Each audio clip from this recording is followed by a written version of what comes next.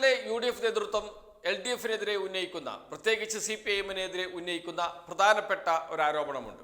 കേരളത്തിൽ BJP-യും CPIM-ഉം തമ്മിൽ ധാരണയുണ്ട് എന്നും ആ ധാരണയുടെ അടിസ്ഥാനത്തിലാണ് പിണറായി വിജയനെ ED അതല്ലെങ്കിൽ കേന്ദ്ര ഏജൻസികൾ അറസ്റ്റ് ചെയ്യാത്തത് എന്നും ആ ധാരണയുടെ പേരിലാണ് പല നീക്കുപോക്കുകളും നടക്കുന്നത് എന്നും ഈ ആരോപണം എപ്പോഴും ഉന്നയിക്കാറുണ്ട് പ്രതിപക്ഷ നേതാവ് ഉൾപ്പെടെയുള്ള നേതാക്കൾ. പ്രതിപക്ഷ നേതാവ് മാത്രമല്ല, താഴെ തട്ടിൽ വരെയുള്ള കോൺഗ്രസിന്റെ, യൂത്ത് കോൺഗ്രസിന്റെ നേതാക്കളെല്ലാം ആവർത്തിച്ച് ഉന്നയിക്കുന്ന ആരോപണമാണ്. കേരളത്തിലുണ്ട് ഒരു ഡീൽ, ആ ഡീൽ എന്നത് BJP-യും CPIM-ഉം തമ്മിലാണ് എന്നും ഈ ആരോപണം സ്വാഭാവികമായും UDF-ലെ മറ്റ് ഘടകകക്ഷികൾ ഉയർത്തുന്നുണ്ടോ? ആ ചോദ്യം മാധ്യമപ്രവർത്തകർ ചോദിക്കും. പ്രധാനപ്പെട്ട UDF-ലെ ഘടകകക്ഷിയായ മുസ്ലിം ലീഗിന്റെ സംസ്ഥാന അധ്യക്ഷൻ പാണക്കാട് സാദിഖ് അലി തങ്ങളോട് ഇതേ ചോദ്യം മാധ്യമപ്രവർത്തകർ ചോദിച്ചു. ആ ചോദ്യത്തിന് അദ്ദേഹം നൽകിയ മറുപടിയുണ്ട്. ആ മറുപടി നമുക്ക് കേൾക്കാം. കോൺഗ്രസ് ഉന്നയിക്കുന്ന ഒരു ആരോപണം വടകര, തൃശൂർ പോലുള്ള മണ്ഡലങ്ങളിൽ BJP-യും CPIM-ഉം തമ്മിൽ ഒരു ധാരണയുണ്ടെന്നാണ്. ലീഗും അങ്ങനെ കരുതുന്നുണ്ട്. ഇങ്ങനെ ഒരു ധാരണ ഇവർ തമ്മിൽ ഉണ്ടാക്കിയിട്ടുണ്ടെന്ന് കരുതുന്നുണ്ടോ? ഇവിടെ ഞാൻ പറഞ്ഞല്ലോ, കേരളത്തിൽ മുസ്ലിം ലീഗ് കോൺഗ്രസുമായിട്ട് ധാരണയുടെ അടിസ്ഥാനത്തിൽ ഇവിടെ UDF-ന്റെ ഭാഗമാണ്. LDF അവരുടെ ഘടകകക്ഷികളും അവരുടെ ധാരണയുടെ അടിസ്ഥാനത്തിലാണ്. അതായത് വേറെ ഒരു ധാരണയും ഇവിടെ ഉണ്ട് എന്ന് എനിക്ക് തോന്നുന്നു. ഇവിടെ കോൺഗ്രസ് ആകമാനം ഉയർത്തുന്ന ആരോപണം, കോൺഗ്രസ് നേതാക്കൾ, കോൺഗ്രസിന്റെ പോഷക സംഘടനാ നേതാക്കൾ എല്ലാവരും എല്ലാ പൊതുയോഗങ്ങളിലും എല്ലാ ചർച്ചകളിലും ഉന്നയിക്കുന്ന ആരോപണം, പ്രതിപക്ഷ നേതാവ് മുതൽ താഴെത്തട്ടിലുള്ള ബൂത്ത് പ്രസിഡന്റ് വരെ നിരന്തരം പറഞ്ഞുകൊണ്ടിരിക്കുന്ന ആരോപണം, KPCC ഭാരവാഹികൾ നിരന്തരം ആവർത്തിച്ചു കൊണ്ടിരിക്കുന്ന ആരോപണം. ആ ആരോപണമാണ് ഒരൊറ്റ അടിക്ക് പാണക്കാട് സാദിഖ് അലി തങ്ങൾ തള്ളിക്കളഞ്ഞത്. മുസ്ലിം ലീഗ് എന്ന് പറയുന്നത് UDF-ലെ പ്രധാന ഘടകകക്ഷിയാണ്, കോൺഗ്രസ് പ്രധാന ഘടകകക്ഷിയാണ്. ഒരുപക്ഷെ കോൺഗ്രസിനേക്കാളും പ്രാധാന്യമുണ്ട് UDF-ൽ മുസ്ലിം ലീഗിന്. മുസ്ലിം ലീഗ് എന്ന രാഷ്ട്രീയ പാർട്ടി ഇല്ലെങ്കിൽ UDF എന്ന സംവിധാനമില്ല.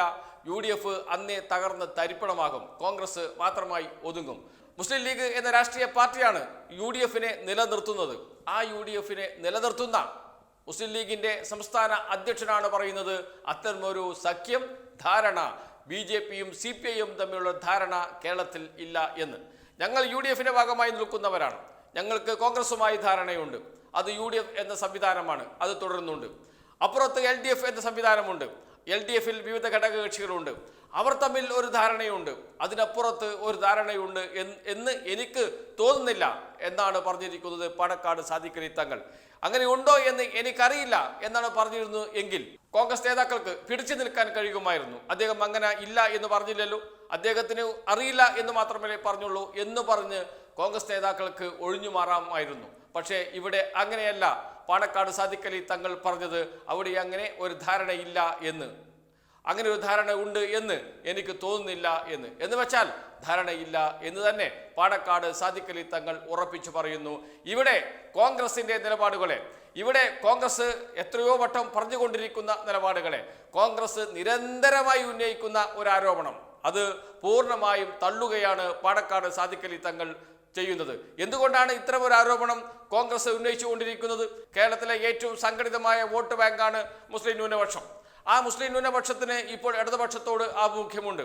ആ മുസ്ലിം ന്യൂനപക്ഷത്തിന് കേരളത്തിൽ നിന്ന് ഇടതുപക്ഷ MP-മാർ ജയിച്ച് പാർലമെന്റിൽ എത്തണമെന്നും പാർലമെന്റിൽ BJP-ക്കെതിരെ ശബ്ദമുയർത്താൻ, BJP നേതാക്കളുടെ മുഖത്ത് നോക്കി സംസാരിക്കാൻ ഇടതുപക്ഷത്തിനെ കഴിയുകയുള്ളൂ, ഇടതുപക്ഷ അംഗങ്ങൾക്കേ കഴിയുകയുള്ളൂ എന്ന് ഉറച്ചു വിശ്വസിക്കുന്ന വലിയൊരു വിഭാഗമുണ്ട് മുസ്ലിം ന്യൂനപക്ഷത്തിന് ഇടയിൽ. പുതിയ വിഭാഗം, പുതിയ ആളുകൾ ആ ചിന്തയിലേക്ക് വരുന്നുമുണ്ട്. അവരെ തടയണമെങ്കിൽ, അവരെ കോൺഗ്രസിനോടൊപ്പം നിലനിർത്തണമെങ്കിൽ, അവരെ മുസ്ലിം ലീഗിനോടൊപ്പമെങ്കിലും നിലനിർത്തണമെങ്കിൽ ഇത്തരമൊരു ആരോപണം ഇവിടെ ഉന്നയിക്കണം. CPM-ഉം BJP-യും ധാരണയുണ്ട് എന്നത് രാഷ്ട്രീയ ചർച്ചയാക്കി നിർത്തണം എന്നത് കോൺഗ്രസിന്റെ താല്പര്യമാണ്. എങ്കിലേ കോൺഗ്രസിനെ രക്ഷയുള്ളൂ. അല്ലെങ്കിൽ കോൺഗ്രസിന് എന്തു പറയാനുണ്ട് എന്ന് ചോദ്യം ഉയരുന്നുണ്ട്. കോൺഗ്രസ് എന്താണ് പറയേണ്ടത് എന്ന് കോൺഗ്രസിന് പോലും അറിയുന്നില്ല. ഓരോ ദിവസം കഴിയുന്തോറും കോൺഗ്രസ് ഇങ്ങനെ വെളിപ്പെട്ട് വരികയാണ്. ഇപ്പോൾ പൗരത്വ ഭേദഗതി നിയമത്തിന്റെ വിഷയം മാത്രം എടുക്കാം. എന്തുകൊണ്ടാണ് ഇതിനെതിരെ കേന്ദ്ര നേതാക്കൾ ഒരക്ഷരം മിണ്ടാത്തത്? എന്തുകൊണ്ടാണ് രാഹുൽ ഗാന്ധി ഇതിനെതിരെ ഒരക്ഷരം മിണ്ടാത്തത്? പൗരത്വ ഭേദഗതി നിയമത്തിനെതിരെ എന്തുകൊണ്ടാണ് മല്ലികാർജ്ജുന ഖാർഗെ ഒരക്ഷരം മിണ്ടാത്തത്? പൗരത്വ ഭേദഗതി നിയമം നടപ്പാക്കാൻ തീരുമാനിച്ചിട്ട് ദിവസങ്ങൾ കഴിഞ്ഞല്ലോ, ചട്ടങ്ങൾ രൂപീകരിച്ച് ദിവസങ്ങൾ കഴിഞ്ഞല്ലോ, ഇതുവരെയും ഒരു വാക്ക് പോലും സംസാരിക്കാൻ AICC അധ്യക്ഷന് കഴിഞ്ഞിട്ടില്ല, രാഹുൽ ഗാന്ധിക്ക് കഴിഞ്ഞിട്ടില്ല, സോണിയാഗാന്ധിക്കോ പ്രിയങ്ക ഗാന്ധിക്കോ പോലും കഴിഞ്ഞിട്ടില്ല എന്ന് വരുമ്പോൾ എന്താണ് CAA കുറിച്ചുള്ള, എന്താണ് പൗരത്വ ഭേദഗതി നിയമത്തെക്കുറിച്ചുള്ള കോൺഗ്രസിന്റെ നിലപാട് എന്ന ചോദ്യം സ്വാഭാവികമായും ഉയർന്നു വരും. അവർക്ക് ഈ വിഷയത്തിൽ ദേശീയ തലത്തിൽ നിലപാടില്ലേ? അതല്ല അവർ പൗരത്വ ഭേദഗതി നിയമത്തോടൊപ്പമാണോ? ഈ ചോദ്യമാണ് ഉയർന്നത്. പക്ഷേ കേരളത്തിലെ നേതാക്കൾ നേരെ തിരിച്ച് മറിച്ച് ഒക്കെ സംസാരിച്ചു കൊണ്ടിരിക്കുന്നുണ്ട്. പക്ഷേ എന്താണ് ദേശീയ നിലപാട്? ഈ ചോദ്യം കോൺഗ്രസിനോട് കേരളത്തിലെ മുഖ്യമന്ത്രി അടക്കമുള്ളവർ ആവർത്തിച്ച് ചോദിക്കുന്നുണ്ട്. പക്ഷേ മറുപടി പറയുന്നില്ല. ഇതേ ചോദ്യം മല്ലികാർജ്ജുന ഖാർഗെയോട് ചോദിച്ചപ്പോൾ രാത്രി ആലോചിച്ച് മറുപടി പറയാം എന്നാണ് പറഞ്ഞത്. അങ്ങനെ എത്രയോ രാത്രികൾ കഴിഞ്ഞു, ഇതുവരെയും ആലോചിച്ച് തീർന്നിട്ടില്ല എന്നാണ് തോന്നുന്നത്. എന്തുകൊണ്ട് അങ്ങനെ അവർ ചെയ്യുന്നു എന്നതിന് കൃത്യമായ ഉത്തരമുണ്ട്. അവർ പൗരത്വ ഭേദഗതി നിയമത്തിനോടൊപ്പമാണ്. അവർ BJPയുടെ ഹിന്ദുത്വ നിലപാടിനോടൊപ്പമാണ്.